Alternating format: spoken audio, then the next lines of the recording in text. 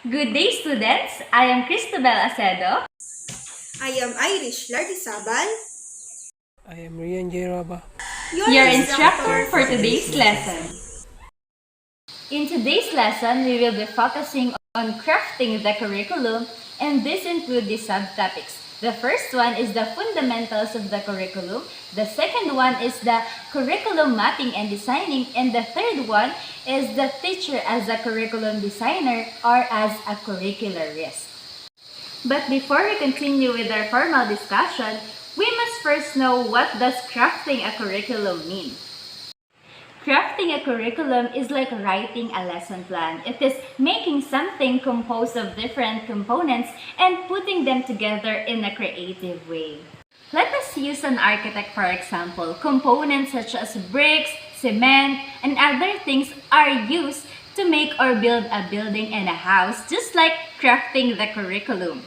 In crafting the curriculum, we must consider these following elements. And these are, the first one is the objectives, the content, the activities, and the evaluation, because crafting a curriculum follows a design. And this design provides a clearer relationship between the elements of the curriculum. And this task, crafting a curriculum or designing a curriculum, is a task that all teachers should know. In crafting the curriculum, there is a central or primary rule or principle that we need to know. And these are the fundamentals of the curriculum.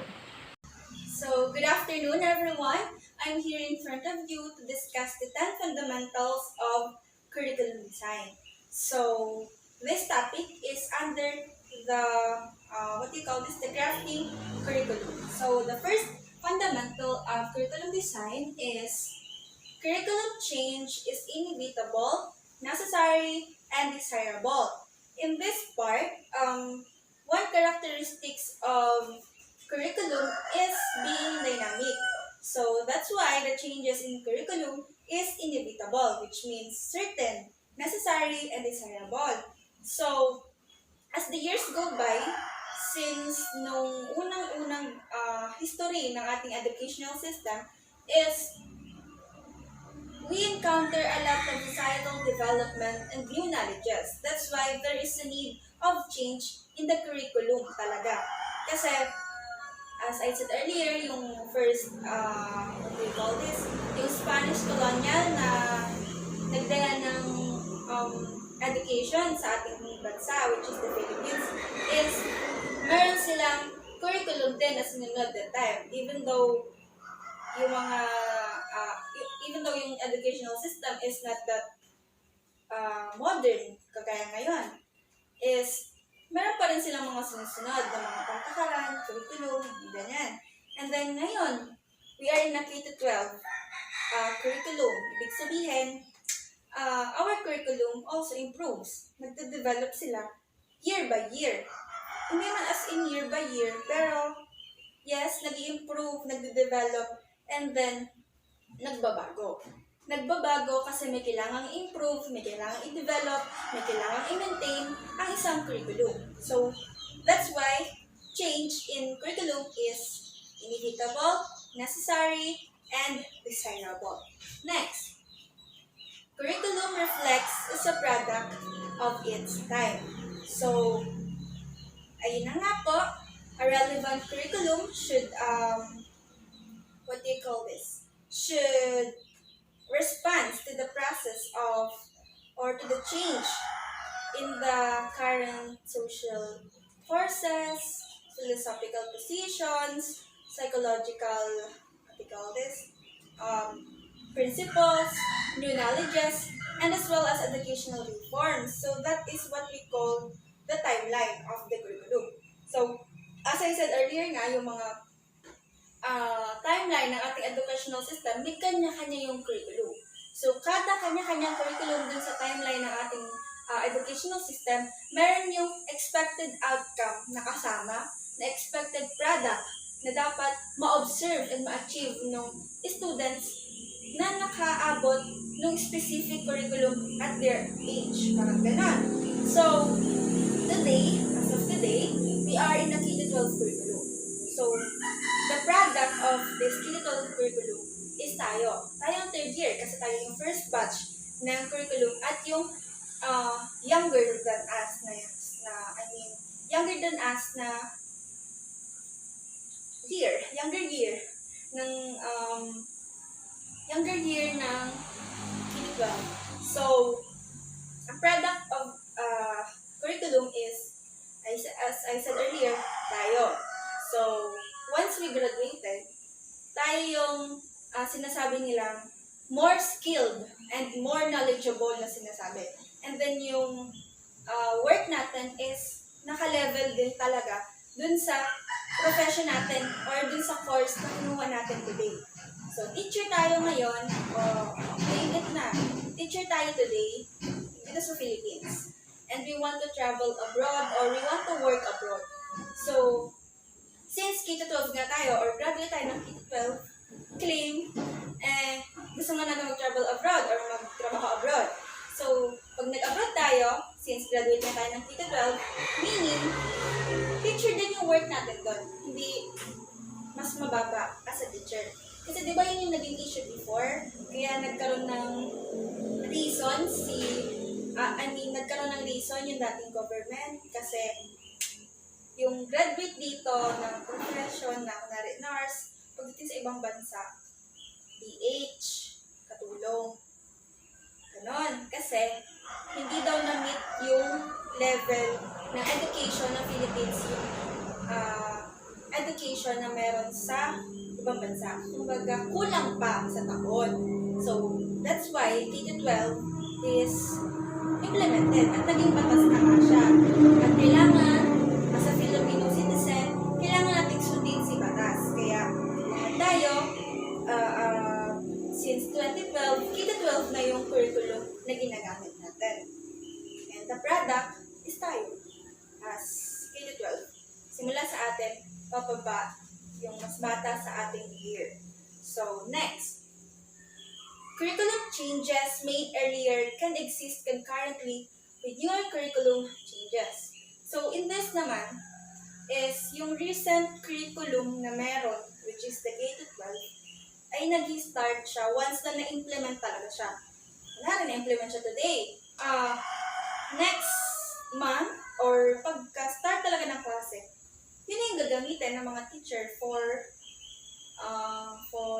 classes, for lessons. Yun yung basis nila para magkaroon ng lessons sa students, para ituro yung mga lessons ng mga students, mapatuto. Siyempre, based yun sa methods and strategy ng teacher kung paano mas mabilis mapatuto ang mga students, kung paano niya makukot yung attention ng mga students.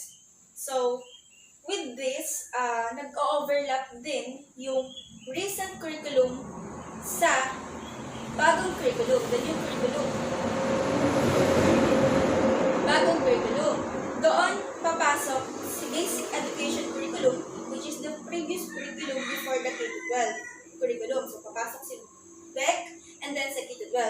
Nag-overlap kasi the last batch ng basic education curriculum na nag-take is also yung 2011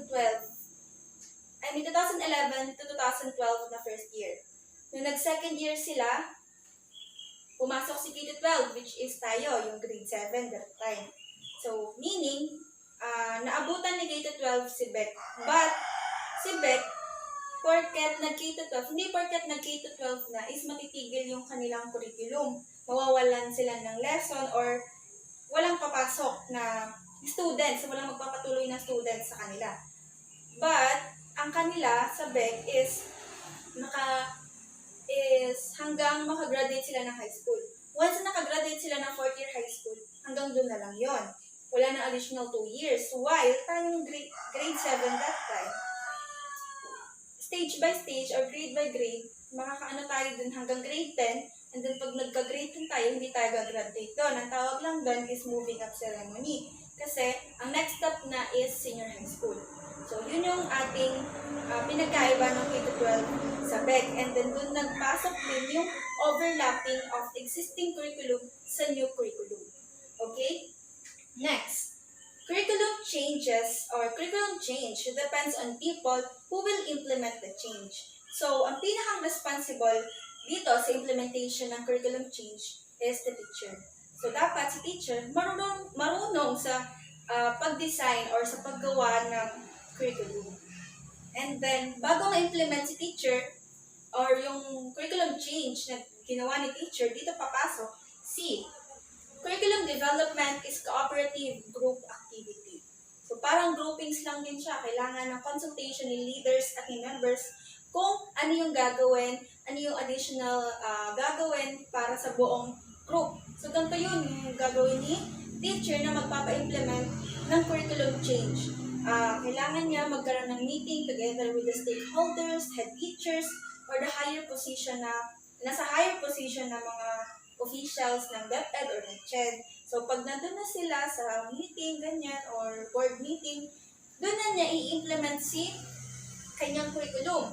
And then, doon magkakaroon ng consultation, ng tanungan, defense, ganyan, bakit kailangan baguhin, ano yung i-develop, ano yung i-improve, ano yung i-maintain, ganito, ganyan. So, with that, once na-implement yung change na gusto ni teacher para sa curriculum, ibig sabihin po nun is, yun na yung gagamitin. Yun na yung improved curriculum na magagamit ng teacher to the student. Hindi lang siya, but all of the teacher na nasa sakupan nila.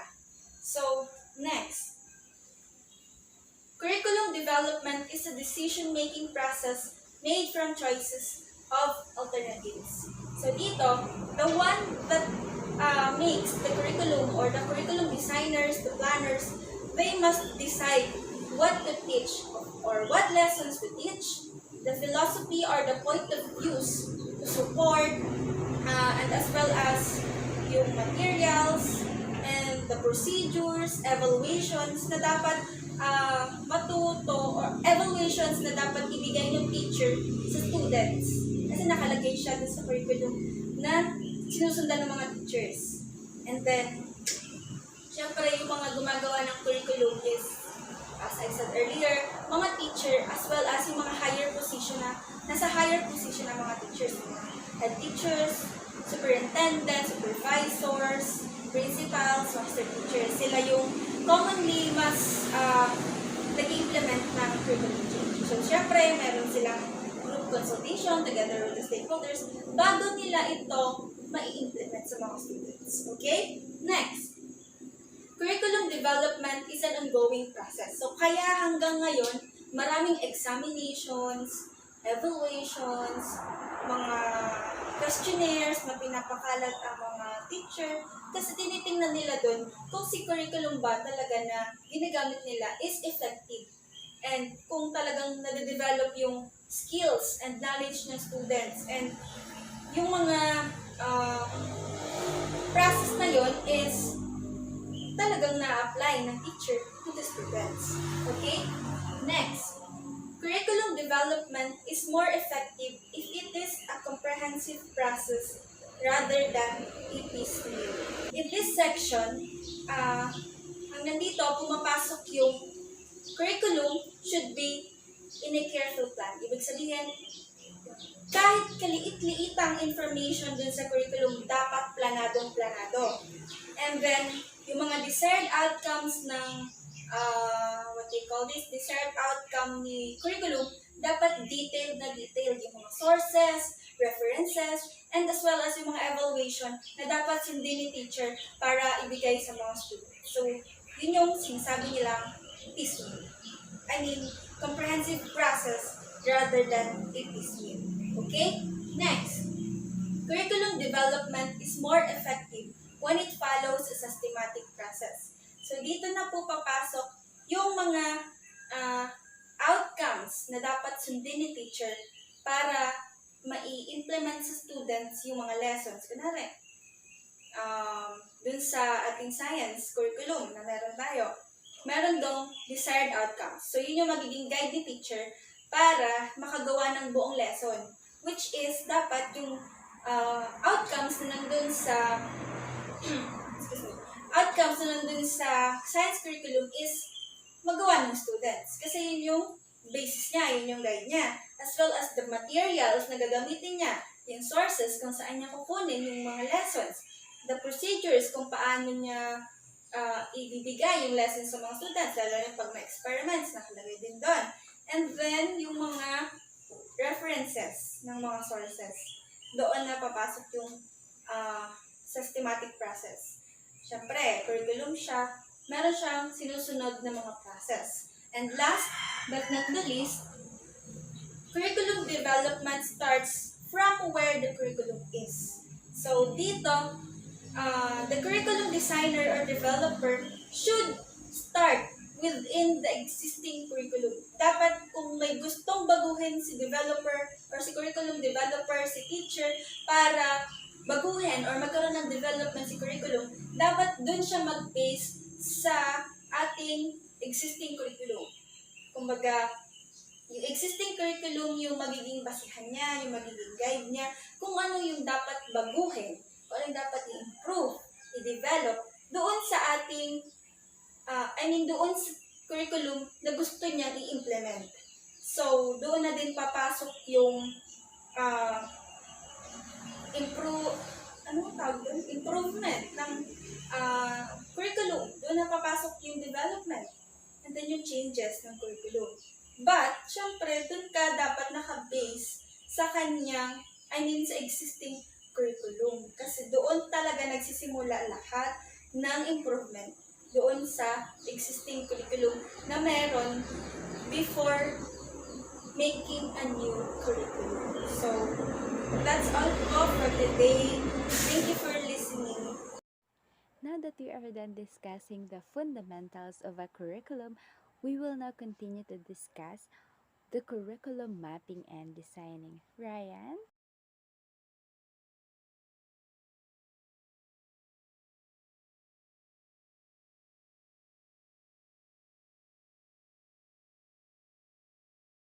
Good afternoon everyone. In today's video, I'm going to discuss what is curriculum mapping and design.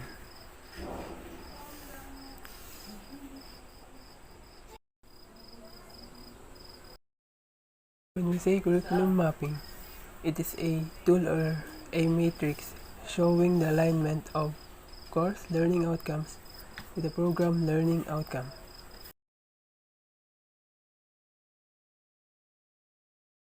A curriculum map is a visual representation of how individual modules or courses contribute to and support the established program learning outcomes.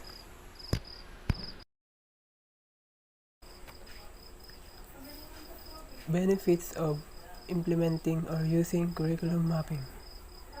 Curriculum mapping serves two purposes. First is makes the curriculum more transparent to all stakeholders, including teachers, students, school management, parents, and other stakeholders. Next is it demonstrates the links between the different elements of the curriculum.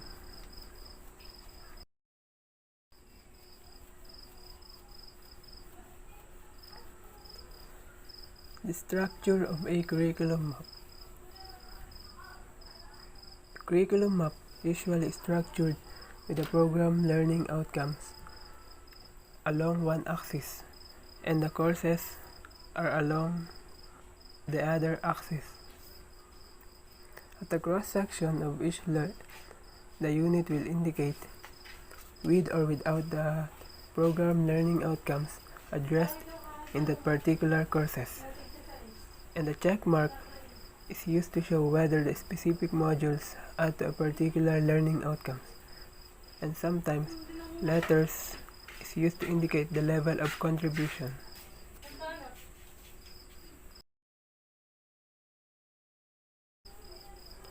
An example of a curriculum map. I will show you an example of a curriculum map. Okay, what you see now is an example of a curriculum map wherein I said earlier that program learning outcomes can be found along one axis and the courses are in the other axis. I also mentioned earlier that letters are also used to indicate the level of contribution As you can see in this cross section, letter I means introduce, D means developing, and A means advanced.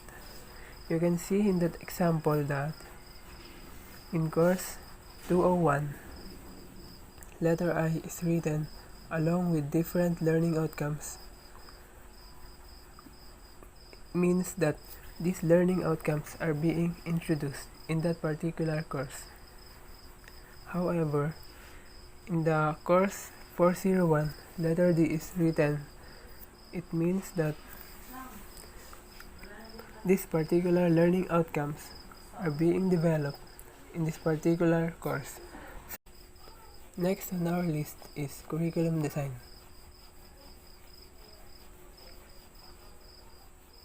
Curriculum design refers to the arrangement of elements of a curriculum. These four elements are intent, aims, goals, and objectives, subject matter or content, learning experiences, and evaluation.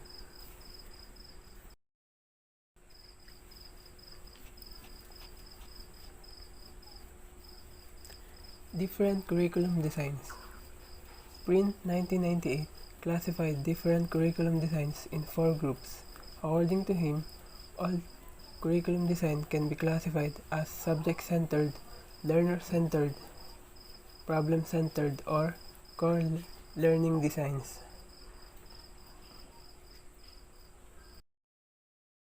Subject-centered design is the most popular design among 4 types of curriculum designs. Majority of the curricula used it in terms of subject like mathematics, science, Filipino, English, and other subjects. Under subject-centered design are academic discipline design. This type of design organizes the curriculum in terms of discipline like algebra, physics, chemistry, literature, economics, Philippine history, and other disciplines.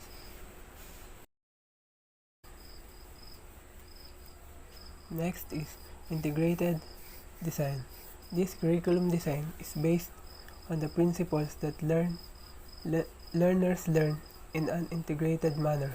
Thus, this type of curriculum design tries to merge 2 or more related subjects. Basically, there are 3 types of integration. First is interdisciplinary, which includes the merging of 2 related discipline subjects. And next is multidisciplinary or broad fields. It includes integration of 3 or more related disciplines. And the last is the core, which requires that all subjects or discipline in the school curriculum be put together.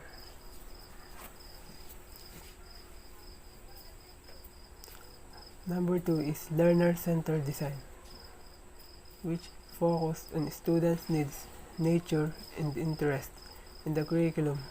The aim of this design is to develop the potential and abilities of the learners and to make the curriculum relevant and responsive to them. Activity experience design. Develop various skills of the learners such as process skills, communication skills, problem-solving skills, critical thinking skills, and creativity that are important for the learners. Number 3 is problem-centered design. It focuses on understanding and finding solutions to individual issues and problems. Require students to utilize skills and knowledge of different subjects and discipline as their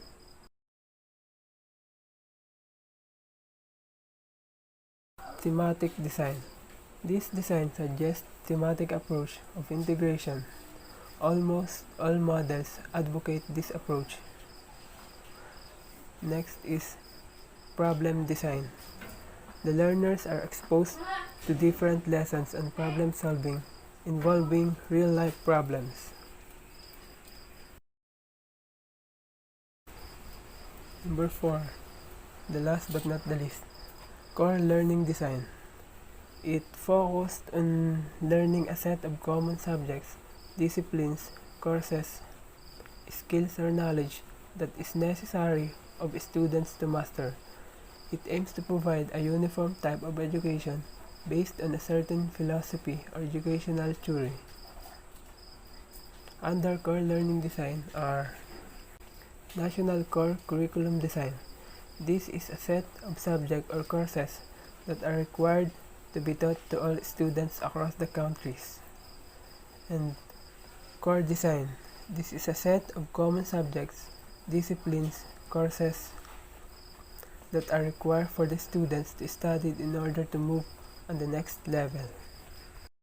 That's all for today. Thank you for listening.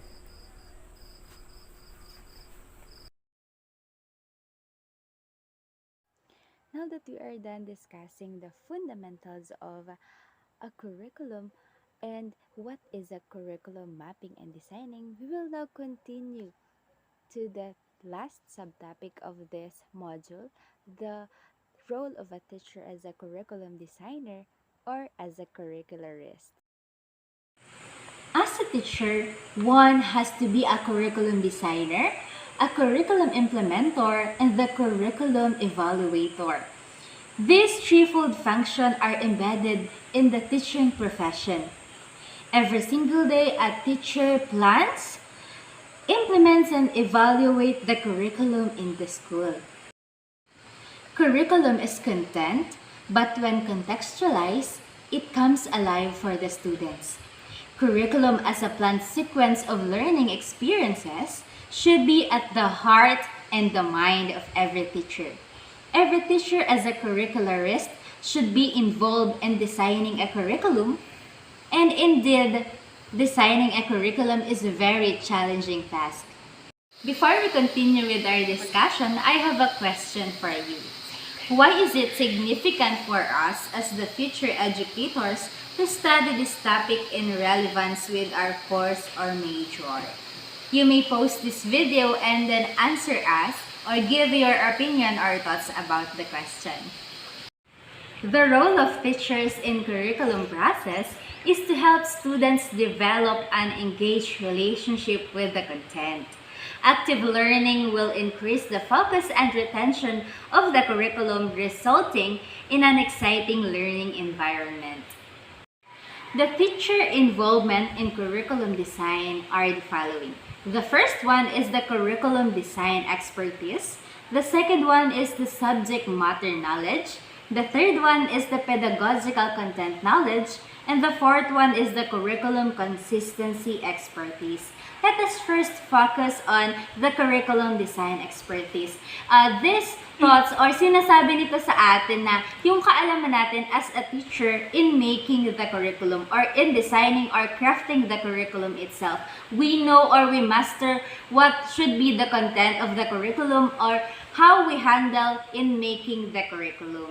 The second one is the subject matter knowledge. Alam naman natin na lahat na this focuses on the content of the subject matter or the field of specialization that we have.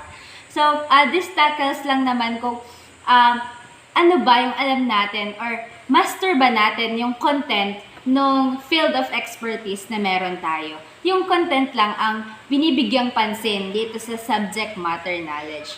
Then, the third one is the pedagogical content knowledge. This focuses naman on the activities, what we want to give to our students. Kumbaga ay nilalaman nito kung ano yung mga paraan, kung paano natin, not just to test, but kung paano natin mas mahahasa yung mga estudyante about sa subject matter na ibinigay natin with that particular curriculum. And the last one is the curriculum consistency expertise.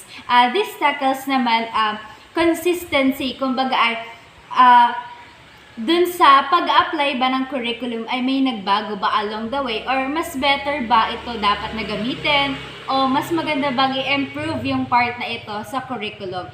Curriculum Consistency, expertise tackles also kung gaano natin kasaulo o gaano natin kagama yung curriculum o gaano natin din binibigyang pansin yung feedback ng mga co-teachers natin at ng mga estudyante about that curriculum na ipinatupad natin.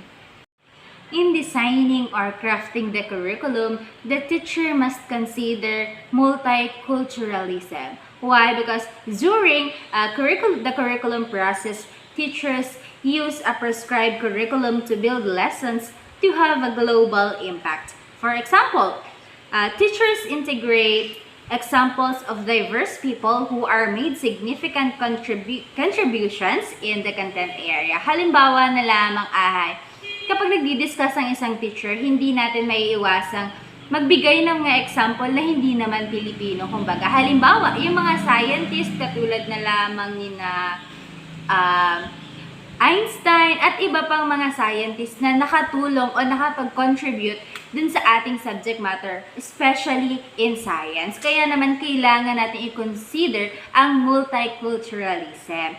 And the next one is the equity-minded instruction as one of the things that we need to consider also, because a well-intended curriculum cannot always meet the needs of all the learners in the classroom. Talaga naman hindi natin mamimit lahat ng mga kailangan ng ating mga estudyante, but we must try naman talaga. Kaya teachers are the expert when it comes to understanding the individualized needs of each student. Kasi tayong mga teacher or as a future teacher, tayo ang mga makakasama ng ating mga mag-aaral everyday sa loob ng 10 oras na discussion. Kumbaga, we as the teacher have the responsibility to understand their situation. Hindi lang sa may mga slow learners, kundi we must dig also kung meron silang mga problema sa bahay, kaya sila slow learner, or may mga bagay na bumabagabag sa kanila, kaya hindi sila makakapag-focus sa ating pagtuturo everyday. Kumbaga, equity-minded instruction, dapat pantay-pantay ang pagtingin natin sa ating mga estudyante. Differentiated or adaptive instruction is critical so that it will ensure that each student will maximize their potential. Yung differentiated or adaptive instruction, kumbaga ay tayo as a teacher should think or be creative kung ano yung mga bagay or mga gawain na iba-iba na mag-aangkop sa kakayahan ng ating mga estudyante. Kung mapapansin nyo sa arts class, o kapag pinagagawa tayo ng mga ipe-present natin, pwede sinasabi sa atin ng mga teachers natin na you may make it a poem, a song, or pwede rin magsayaw, pwede rin as a poster, as a slogan. Kumbaga, differentiated siya kung ano yung kakayahan nating mga estudyante na gawin. Kaya naman, dahil dito sa differentiated instruction na ito ay namamaximize natin yung ating full potential at kakayahan natin to give our best sa mga activities natin inside the classroom. Another point to consider is incorporating students' choice. During the curriculum process, teachers consider how they can incorporate students' choice into classroom learning. Teachers can help students connect content to an individualized plan that reflects a career interest.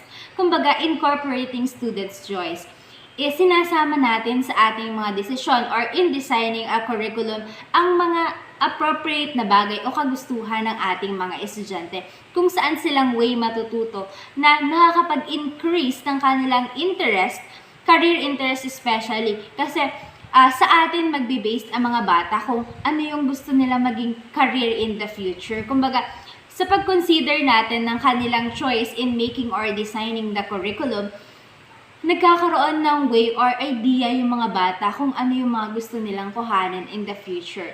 Since making a curriculum, halimbawa K-12, nagkaroon tayo ng sa curriculum ng K-12 ay merong iba't ibang track. And this track incorporates sa iba't ibang career na gusto ng mga bata. Halimbawa, they take up ABM na dun sa ABM nila, nakafocus sila sa kung ano yung career or course na kukuhanin nila sa college, such as, I don't know if it's in ABM, a flight attendant, those those career nanggagaling dun sa track na ibinigay ng ating curriculum, the K-12 curriculum. So, incorporating students' choice ay mahalaga to know what's the best for our students.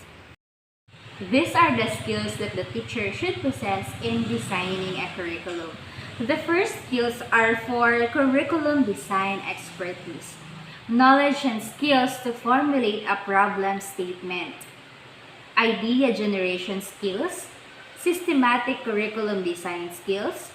Formative and summative evaluation skills. Curricular decision-making skills.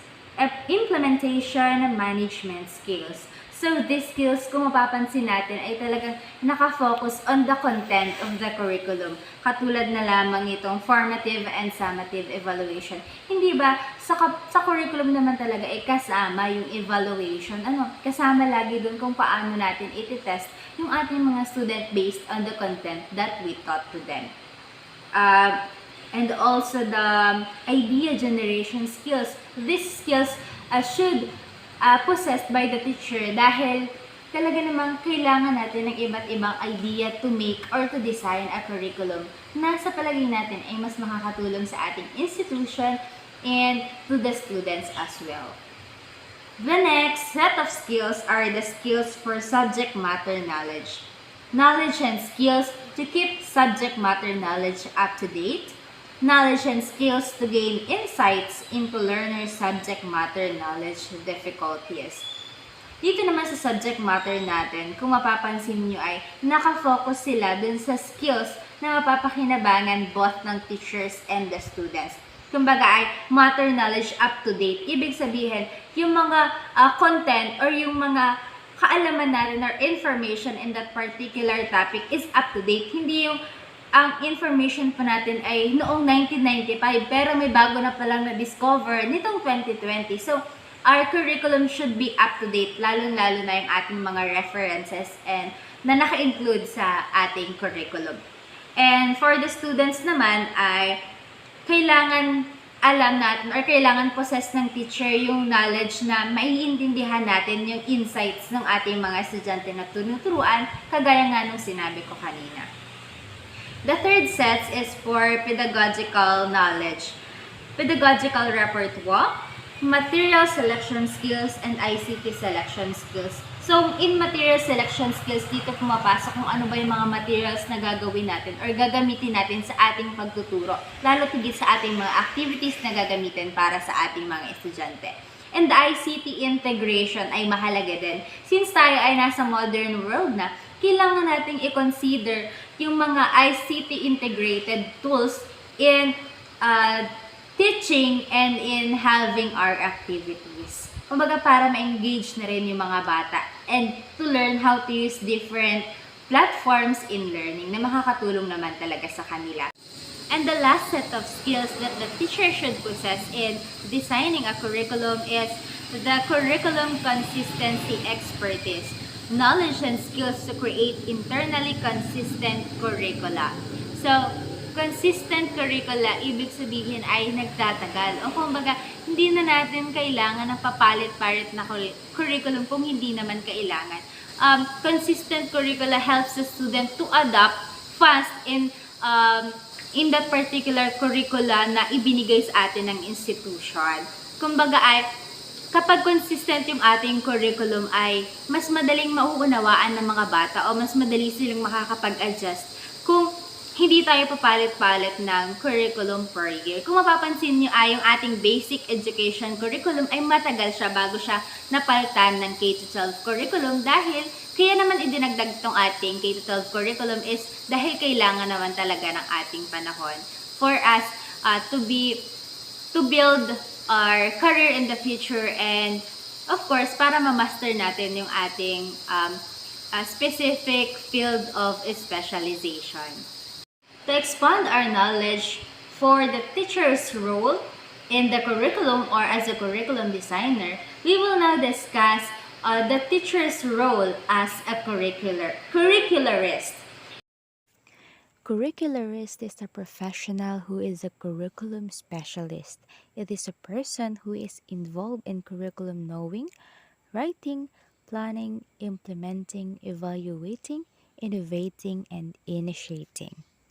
Did you know that classroom is considered as the first place of curriculum engagement? It is through interaction, including the materials used.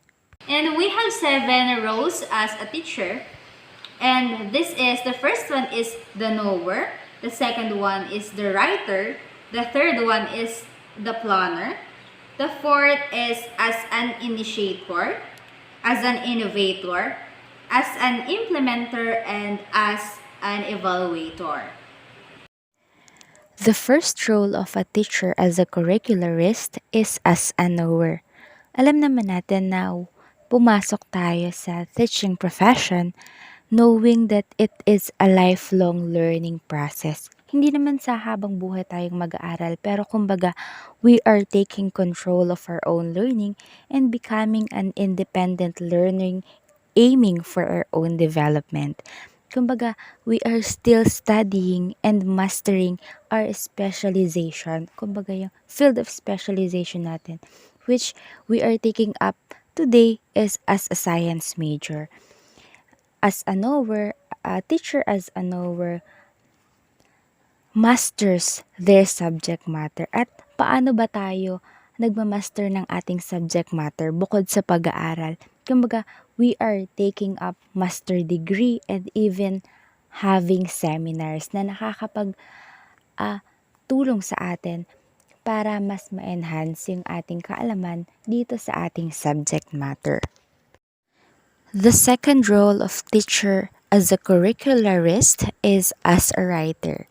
So, in this role, teachers always records their teaching experience or the teaching process they had in teaching their students. Some of them produces their own books, some of them writes in a journal page, in a newspaper page, and in even magazines. They record their experiences that would help other teachers when they read it. And also through writing their teaching process or teaching experience, they can monitor their learning or their development. So some of the teachers in Mindoro State University provides their own books, such as Dr. Orlando Tangonan na naging contributor or one of the writers of a book. And another one is our teacher, uh, Doc Lan, Doc Martinez. She had her own school. Of course, that is a product of her teaching processes or the development of her teaching experience. Next in line is teacher as a planner.